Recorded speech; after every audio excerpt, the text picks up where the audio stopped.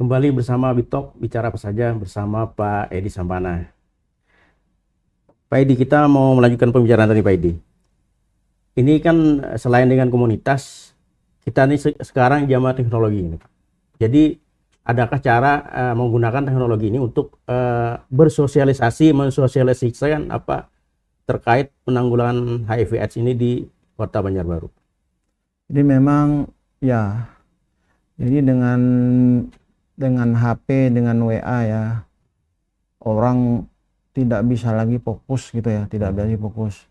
Jadi tantangan kita petugas kesehatan adalah membuat konten sosialisasi yang menarik gitu ya. Nah tadi diketahui bahwa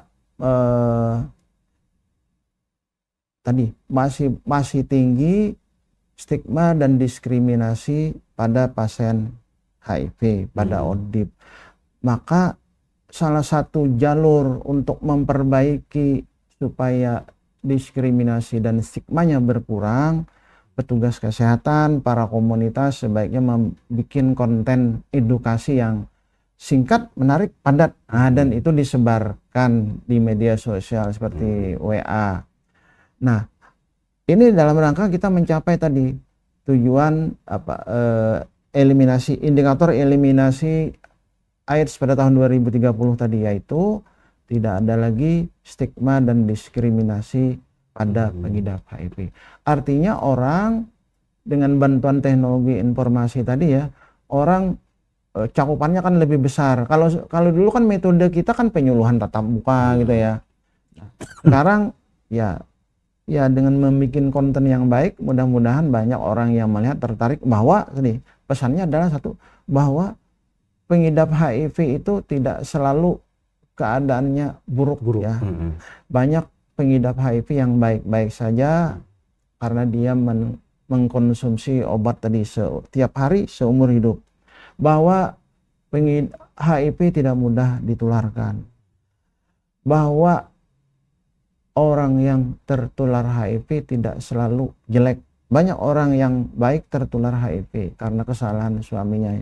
Jadi tidak perlu lagi menstigma. Bapak Ibu Saudara sekalian gitu ya, dalam rangka meningkatkan pengetahuan ini ya, supaya kita pada tahun 2030 mencapai tidak ada lagi stigma dan diskriminasi pada HIV AIDS, pada pasien HIV ya.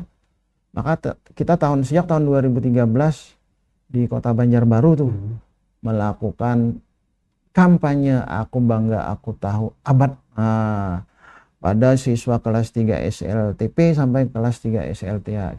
Kita beritahukan Aku Bangga Aku Tahu. Jadi kita bisa memotivasi mereka bahwa oh begitu HIV yang benar. Nah, harapannya ya mereka ini sewaktu ya dari sejak menerima penyuluhan itu sampai dia wafat, dia tidak tertular HIV. Artinya dia tahu cara menghindari tertular HIV.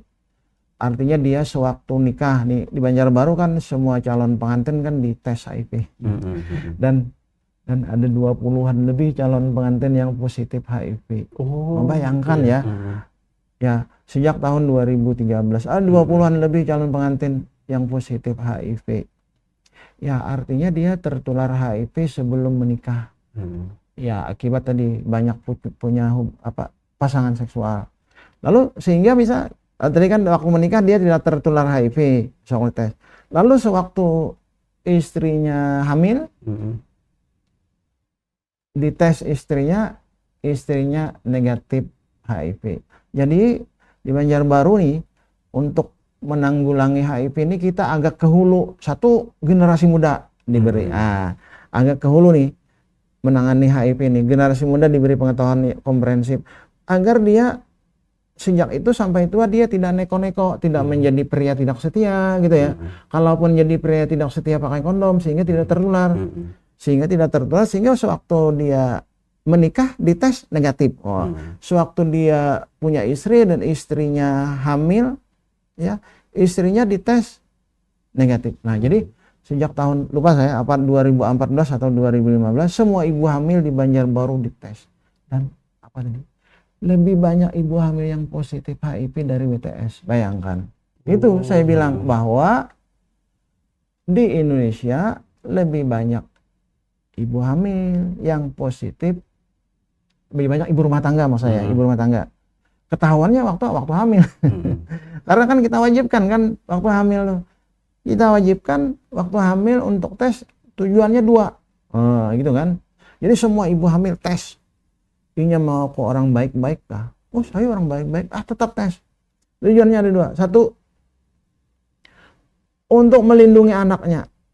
Kalau ibu hamil tes positif, dia harus segera minum obat supaya anaknya tidak tertular. Ya.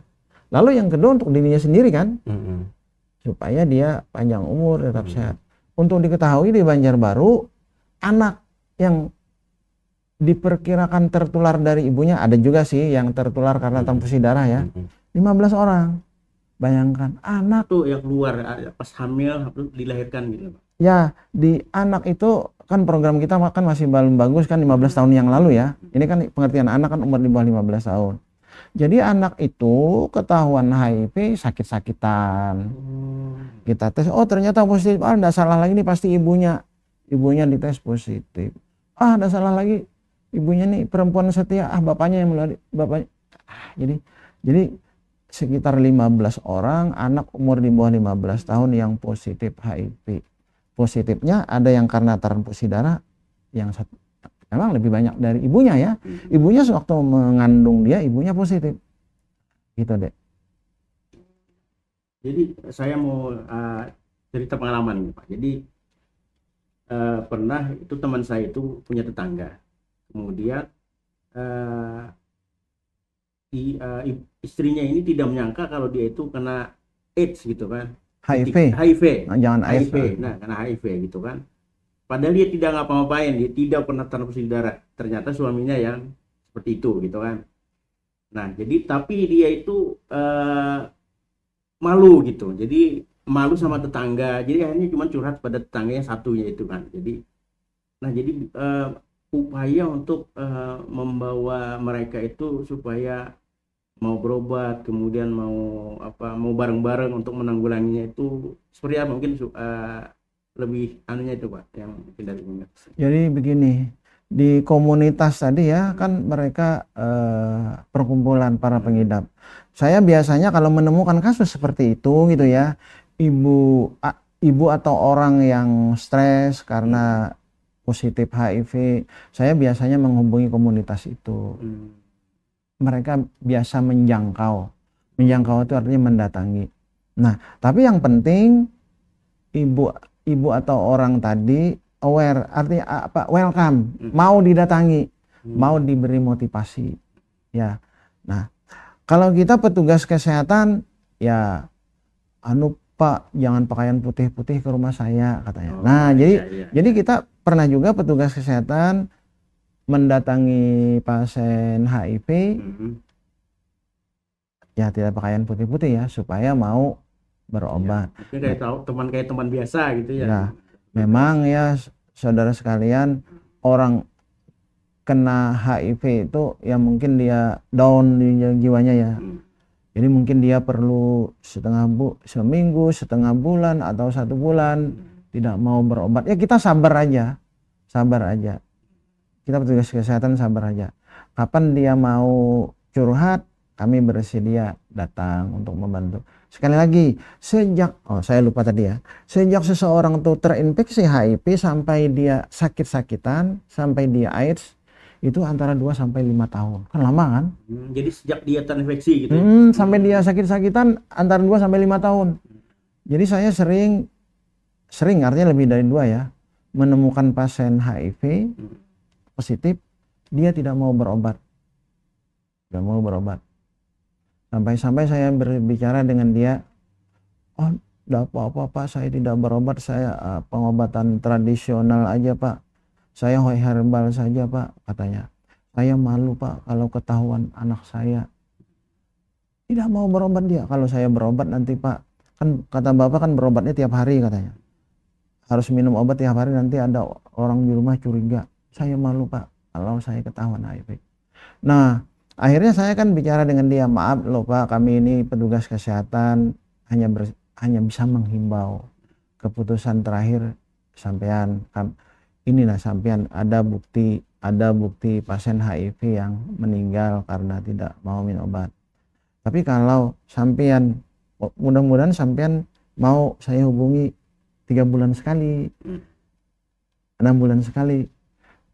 Jadi begini, kalau gejalanya sudah mulai muncul, kita hubungi 3 bulan sekali tadi ya, mungkin dia berubah, mau berobat. Jadi kita tidak memaksa orang itu untuk berobat ya, tidak memaksa. Kalau dia tidak mau berobat ya kita telepon 3 bulan sekali. Gimana kabar Pak? Kalau sudah mulai sakitan, sudah mulai timbul gejala ya, kita masuk lagi mengajak dia. Nah, jadi pernah saya tuh pasien HIV itu tidak mau berobat. Saya bicara seperti ini, Pak, maaf ya Pak, kalau sampean tidak mau berobat juga, dia kan sewaktu ditemukan itu kan masih sehat gitu ya, masih HIV saja, ODIP namanya. Nanti 2 tahun lagi kita ketemu Pak, kalau sampean tidak mau berobat juga. Tapi ketemunya di rumah sakit Pak, sampean sudah AIDS saya bilang. Nah, lebih baik sekarang sampean berobat supaya jangan jadi AIDS. Tapi beberapa kasus ya, lebih dari 2 tetap tidak mau berobat, akhirnya dia AIDS, kemudian meninggal dunia. Jadi kan keputusan terakhir ada pada mereka, mau berobat, memanfaatkan fasilitas pemerintah yang gratis atau tidak mau. Kita tidak bisa maksa. Kita juga tidak boleh menyebarkan bahwa dia sebenarnya gitu ya. Sebenarnya petugas kesehatan diberi hak oleh undang-undang kesehatan memberitahu keluarganya bahwa si A itu sudah mengidap HIV gitu. Tapi saya belum pernah mengatakan itu, tidak pernah. Ya saya bilang ya keputusan dia sudah mau meninggal cepat. maaf ya, dia tolong rahasiakan ya Pak dengan dari keluarga saya. Ya saya rahasiakan. Jadi memang sekali lagi sebenarnya undang-undang kesehatan membolehkan petugas kesehatan itu memberitahu keluarganya tentang statusnya itu supaya penyebaran penyakit bisa di-stop gitu. Ya, memberitahu keluarganya supaya penyebaran penyakit bisa di-stop. Setidaknya istrinya gitu kan, anak-anaknya boleh enggak kan? Ya. Kalau anaknya ya tidak tahu, kan tidak menular melalui bersalaman kan istrinya. Istrinya itu kan kalau dia berhubungan, kalau dia mengidap HIV, tidak pakai kondom, tidak minum obat, ya bisa menulari istrinya. Gitu. Kalau misalnya kita mengetahui, misalnya nih orang ini berisiko, kemudian dia itu sakit-sakitan nih Pak, jadi kita punya tetangga atau kenalan ya misalnya, kita tahu orang ini berisiko, misalnya suka jajan misalnya, kemudian dia sakit-sakitan. Ya. Tapi mungkin apakah kita juga punya kewenangan atau punya hak lah gitu untuk melaporkan ke komisi gitu? Jangan ya gitu ya. Jadi kita ya yang jelas ke petugas kesehatan ya, tahu ke petugas kesehatan agar petugas kesehatan itu bisa memotivasi yang bersangkutan. Sebenarnya itu sebelum ke petugas kesehatan kita sendiri gitu, kita sendiri sebagai keluarga, sebagai tetangga gitu, memberi nasihat. Oh kamu kelihatan sakit-sakitan nih, coba datang ke puskesmas gitu. Gitu aja sarannya. Kenapa batuk lebih dari 14 hari ke puskesmas? Jangan-jangan TBC. Nah, iya. TBC jangan-jangan penyebabnya dia HIV dulu. Jadi dia HIV dulu baru kena TBC. Iya. Jadi kalau dia TBC dites, dia TBC misalnya dites HIV positif, berarti dia tuh sudah lama kena HIV-nya tuh. Sehingga TBC gitu. Jadi sebenarnya itu tanggung jawab kita semua ya, memberi penyuluhan kepada orang yang sakit-sakitan apa saja sakitnya gitu ya. Iya. Kada nyaman awak terus misalnya, atau batuk atau demam, datanglah ke puskesmas. Kan sekarang hampir semua ya punya BPJS kesehatan kan gratis kan. Iya. Datanglah ke puskesmas, nanti petugas puskesmas tahu ini diduga HIV atau tidak gitu. Nanti petugas puskesmas yang merekomendasikan kepada pasien periksa apa gitu ya. Nah, jadi sekali lagi tugas kita sebagai masyarakat memotivasi, memberitahu kepada tetangga kita, keluarga kita. Kalau sakit, berobatlah ke puskesmas. Puskesmas gratis kalau punya BPJS. Di Banjarbaru walaupun tidak punya BPJS atau asal KTP Banjarbaru, puskesmas gratis.